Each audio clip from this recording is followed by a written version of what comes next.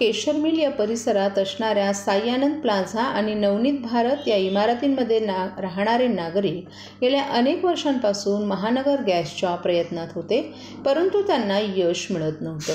कोलबाड विभागातील शिवसेना उद्धव बाळासाहेब ठाकरे पक्षाचे शाखाप्रमुख राजू मोरे यांनी ही बाब लक्षात घेऊन या इमारतीच्या रहिवाशांसोबत खासदार राजन विचारे यांची भेट घेतली होती. खासदार राजन विचारे यांनी तात्काळ महापालिका आणि इतर प्रशासकीय अधिकाऱ्यांशी संपर्क करून या कामास मंजुरी मिळवली आहे. आज या कामाचा शुभारंभ खासदार राजन विचारे यांच्या हस्ते करण्यात आला. यावेळी त्यांच्यासोबत राजू मोरे, नंदा कोथळे, गणेश कुराडे, अक्षय गुरव, वैभव जापकर, बाबू यादव, महेश भानुशाली, क्षीरसागर, संजय थोरात, दगडू मोरे, रमेश पुंडकर, गणेश भोसले, राजा निवाते, प्रकाश मोरे तसंच सोसायटीतील अध्यक्ष, सेक्रेटरी आणि रहिवासी आणि शिवसेना पदाधिकारी मोठ्या संख्येनं उपस्थित होते. या परिसरातील इमारतीमध्ये गॅस पाईपलाईन सुरू होत असल्यानं Shri Sai park, Arjun tower, Navneet Bharat, साई-आनंद plaza, एकता साफल्य, तेजादीप, रॉयल लाईन या इमारतींना त्याचा फायदा होणार असून इमारतीतील 400 ते 500 अधिक कुटुंबियांना त्यांचा लाभ मिळणार आहे. महानगर गॅस पाईपचं काम सुरू करून दिल्याबद्दल या वसाहतीतील नागरिकांनी खासदार राजन विचारे यांचे आभार मानलेत.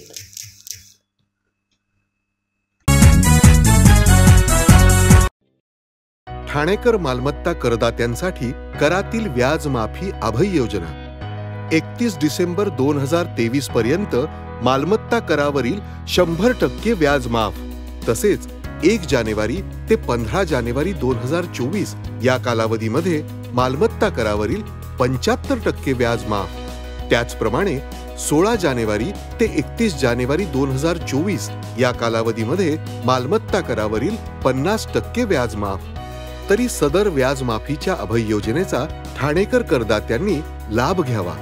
महानगरपालिकेच्या कोणत्याही संकलन केंद्रावर कर भरण्याची सोय आहे. एटीएम, डेबिट, क्रेडिट कार्डद्वारे कर भरण्याची सुविधा उपलब्ध करून देण्यात आली आहे. सोमवार ते शनिवार या दरम्यान सकाळी 10:30 ते सायंकाळी 5 वाजेपर्यंत संकलन केंद्राची वेळ असून करदात्यांच्या सोयीसाठी रविवारी संकलन केंद्र सकाळी 10:30 ते दुपारी 1:30 वाजेपर्यंत सुरू ठेवण्यात येत आहे. यासोबतच ठाणे महानगरपालिकेच्या propertytax.thanecity.gov.in या संकेतस्थळावर ऑनलाईन पद्धतीने मालमत्ता कर भरण्याची सुविधा उपलब्ध करून देण्यात आली आहे. तसेच गुगल पे, फोन पे, पेटीएम आणि भीम ॲपद्वारे आपला कर सुलभतेने जमा करू शकता. ठाणे महापालिका क्षेत्रातील सर्व करदात्यांना विनंती आहे की आपण या व्याजमाफी अभय योजनेचा जरूर लाभ घ्या आणि आपला मालमत्ता कर लवकरात लवकर महापालिकेमध्ये जमा करून महापालिकेस सहकार्य करा. धन्यवाद. ठाणे महापालिका क्षेत्रात मुंब्रा, दिवा, कळवा, माजिवडा, मानपाडा आणि वागळेतील काही प्रभाग समितींमध्ये महाराष्ट्र औद्योगिक विकास महामंडळामार्फत पाणी पुरवठा करण्यात येतो. महाराष्ट्र औद्योगिक विकास महामंडळाच्या पाणीपुरवठा योजनेच्या अंतर्गत 12वी गुरुत्व वाहिनीचं कटाई नाका ते कल्याण फाटा येथे तातडीचं दुरुस्तीचं काम हाती घेतल्यामुळे गुरुवारी रात्री 12 ते शुक्रवारी रात्री 12 वाजेपर्यंत एकूण 24 तास पाणीपुरवठा बंद राहणार आहे. या शटडाऊनच्या कालावधीत ठाणे महानगरपालिकेअंतर्गत दिवा, मुंब्रा प्रभाग क्रमांक 26 आणि 31चा काही भाग वगळता आणि कळवा प्रभाग समितीमधील सर्व भागांमध्ये आणि वागळे प्रभाग समितीमधील रूपादेवीपाडा, किसन नगर नंबर 2, नेहरू नगर तसंच मानपाडा प्रभाग समिती अंतर्गत कोलशेत, खालचा गाव येथील पाणी पुरवठा 24 तासासाठी पूर्णपणे बंद राहील. पाणी पुरवठा सुरू झाल्यानंतर पुढील 1 ते 2 दिवस कमी दाबानं पाणी पुरवठा होईल याची नागरिकांनी नोंद घ्यावी. ठाणे महानगरपालिकेमार्फत या पाणी कपातीच्या कालावधीत पाणी काटकसरीनं वापरून ठाणे महानगरपालिकेस सहकार्य करावं असं आवाहन ठाणे महानगरपालिकेच्या वतीनं करण्यात आले.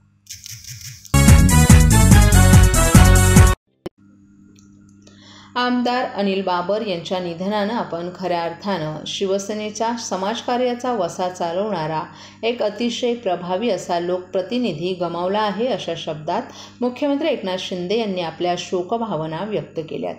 अनिल बाबर यांच्यावर शासकीय इतमामात अंत्यसंस्कार करण्याच्या सूचनाही त्यांनी प्रशासनाला दिल्या आहेत. आपल्या खानापूर आटपाडी मतदारसंघामध्ये त्यांनी शिवसेनेचं केलेलं कार्य कधीही न विसरण्याजोगे असल्याचं मुख्यमंत्र्यांनी सांगितलं. सांगली जिल्ह्यातील दुष्काळग्रस्त भागामध्ये पाणी आणण्यासाठी सिंचनासाठी त्यांनी अथक प्रयत्न केले. कृष्णा खोऱ्यातील पाणी आणि टेंभू योजना कार्यान्वित व्हावी म्हणून ते सतत झगडत होते. बेघरांना घरं मिळवून देण्यासाठी प्रयत्न करणं, रक्तदान शिबिरांचं आयोजन करणं किंवा शिक्षण संस्थांच्या माध्यमातून शिक्षणाच्या तळागाळापर्यंत केलेला प्रसार असो, अनिल बाबर यांनी एक आदर्श लोकप्रतिनिधी म्हणून काम केलं. खानापूर आटपाडी भागामध्ये शेतकऱ्यांच्या समस्यांसाठी अनिल बाबर हे कायम एका लढाऊ वृत्तीने लढले. त्यांनी या भागातील शेतकऱ्यांचे प्रश्न सोडवण्यासाठी अथक प्रयत्न केले. त्यांच्या निधनानं शिवसेनेचा एक ज्येष्ठ लोकप्रतिनिधी, आपला जवळचा सहकारी आणि मार्गदर्शक आम्ही गमावलं असल्याचंही मुख्यमंत्री यांनी आपल्या शोकसंदेशात सांगितलं.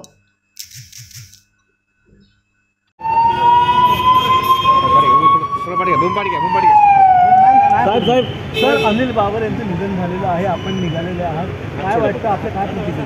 अतिशय धक्कादायक आणि दुःखद घटना आहे. आमचे ज्येष्ठ सहकारी आमदार अनिल बाबर त्यांचं पहाटे निधन झालं. कालच मी त्यांच्या मुलाशी बोललो, ICUमध्ये होते आणि आज त्यांना जिल्ह्यावरती मुंबईमध्ये शिफ्ट करण्याचा निर्णय झाला होता. परंतु दुर्दैवाने सकाळीच त्यांचं दुःखद निधन झालं. एक विश्वासू आणि प्रामाणिक सहकारी आम्ही ज्येष्ठ सहकारी आम्ही गमावला. खरं म्हणजे टेंभू योजना असेल, त्यांच्या मतदारसंघात आमचा प्रकल्प असेल, सर्वसामान्य लोकांना न्याय देण्याचं काम असेल, मतदारसंघामध्ये प्रश्न त्याला वाचा करण्याचं काम असेल, त्यांनी अनेक प्रकल्प आपल्या मतदारसंघामध्ये राज्य सरकारच्या माध्यमातून सुरू केले. अतिशय धडपडीचा माणूस, सर्वसामान्य माणूस आणि अतिशय साधा सोपा माणूस आणि स्वच्छ मनाचा आमचा सहकारी हरपला आहे. फार मोठं न भरून येणारं आहे. त्याच्या कुटुंबियांचं दुःख आमच्या सहभागी आहोत.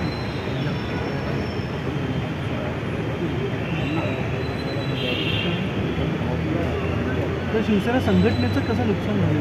शिवसेना संघटनेचं जो चांगल्या संघटनेतून चांगला प्रशासनाचं काम पाहणं आणि आदर्श लोकप्रतिनिधी म्हणून एक आमदार सातत्याने जो पाठपुरावा कसा करतो मतदारसंघातल्या कामांसाठी, त्याचं एक उदाहरण त्यांच्या रूपाने पाहायला मिळालं.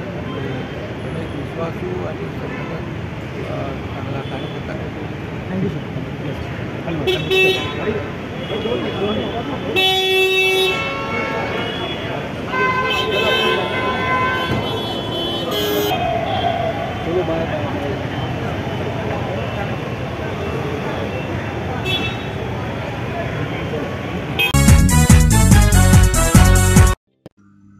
भिवंडी ठाणे मार्गावरील मानकोली गावात मदर लायब्ररी उभारली जाणार आहे. त्याकरिता केंद्रीय पंचायत राज मंत्रालयाकडून राज्य सरकारच्या माध्यमातून 2 कोटी रुपयांचा निधी ठाणे जिल्हा परिषदेस वर्ग करण्यात आला आहे. त्यामुळे लायब्ररी सुरू करण्याचं काम लवकरच सुरू केलं जाणार आहे. या लायब्ररीला आणखीन काही खर्च आल्यास त्यासाठीही निधी उपलब्ध करून दिला जाणार असल्याची हमी केंद्रीय पंचायत राज राज्यमंत्री कपिल पाटील यांनी दिली आहे. पंतप्रधान नरेंद्र मोदी यांची डिजिटल इंडिया ही संकल्पना आहे. या संकल्पनेतून देशभरातील 2,60,000 ग्रामपंचायतींपैकी 2,00,000 ग्रामपंचायतींचा कारभार डिजिटल करण्यात आला आहे. या डिजिटल ग्रामपंचायतीची कुठलीही कामं, विकास प्रस्ताव आदींचं कामकाज ऑनलाईन पद्धतीनं ई-सिस्टमच्या माध्यमातून करण्यात येत आहे. ग्रामपंचायत डेव्हलपमेंट प्लॅन, पंचायत समिती डेव्हलपमेंट प्लॅन आणि जिल्हा परिषदेचा डेव्हलपमेंट प्लॅन तयार करून या ठिकाणच्या नागरिकांच्या समस्या काय आहेत त्या सोडवण्यावर सरकारचा भर आहे. त्यासाठी पंचायत राज मंत्रालयाकडून त्याला प्रोत्साहन आणि निधी उपलब्ध करून दिला जात आहे. कर्नाटक राज्यात केंद्र सरकारच्या पंचायत राज मंत्रालयाकडून 500 ग्रामपंचायती ई-कारभार करत आहेत. त्या ठिकाणी मदर लायब्ररी विकसित केली गेली आहे. त्या धर्तीवर महाराष्ट्रातही ई-लायब्ररी संकल्पना राबवली जाणार आहे. त्यासाठी ठाणे भिवंडी मार्गालगत असलेल्या मानकोली गावात मदर लायब्ररी उभी केली जाणार आहे. महाराष्ट्रात 28,000 ग्रामपंचायती आहेत. या प्रत्येक ग्रामपंचायतींची ई-लायब्ररी या मदर लायब्ररीशी जोडली जाईल. या मदर लायब्ररीत 2,00,000 पुस्तकांचं वाचन ऑनलाईन करता येण्याची सुविधा असेल. त्याचबरोबर ऑफलाईन पुस्तकं वाचण्यासाठीची ही सुविधा उपलब्ध करून दिली जाणार आहे. इयत्ता 3री ते UPSCची परीक्षा देणारे विद्यार्थी या लायब्ररीचा लाभ घेऊ शकतात, असं पाटील यांनी सांगितलं.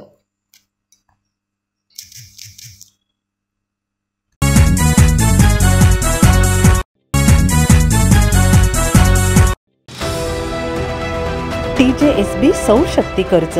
गो ग्रीन, करा वीज बिलावर बचत. आकर्षक व्याजदर, 84 महिने परतफेड कालावधी, 80% लोन, व्यावसायिक आणि उद्योजकांकरता सुद्धा. अधिक माहितीसाठी तुमच्या जवळच्या शाखेला भेट द्या किंवा संपर्क साधा. 1800-223-466 आणि 1800-266-3466.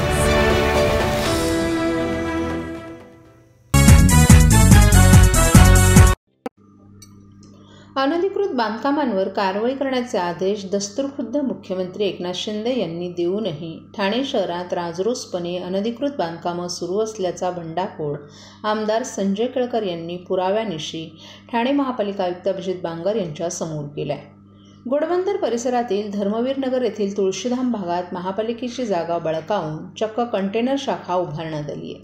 तेव्हा तातडीनं हा कंटेनर हटवावा, अन्यथा त्या शेजारीच प्रतिकात्मक 2 कार्यालय थाटण्याचा इशाराही आमदार केळकर यांनी पत्रकार परिषदेत दिला आहे. ठाणे शहरात अनधिकृत बांधकामांचं स्तोम माजल्यानं भाजप आमदार संजय केळकर यांनी शहरातील अनधिकृत बांधकामांबाबत वारंवार आवाज उठवला असून अधिवेशनात देखील लक्षवेधीद्वारे प्रश्न उपस्थित केले होते. मंगळवारी शहरातील विविध भागातील नागरिकांनी सचित्र केलेल्या तक्रारींचा लेखाजोखा मांडत आमदार संजय केळकर यांनी महापालिका आयुक्त बांगर यांना धारेवर धरलं. अनधिकृत बांधकामांवर कारवाईचे आदेश दिले जातात, परंतु निर्ढावलेले अधिकारी कारवाई न करता केवळ मूग गिळून गप्प बसतात. मुख्यमंत्री एकनाथ शिंदे यांनी तर ठाणे शहरात सर्व महापालिकांमध्ये अनधिकृत बांधकामं होणार नाहीत आणि झाली तर या बांधकामांवर कारवाई होईल. शिवाय बांधकामांना पाठीशी घालणाऱ्या संबंधित अधिकाऱ्यांवर फौजदारी गुन्हे दाखल करण्यात येतील असंही सभागृहात सांगितलंय.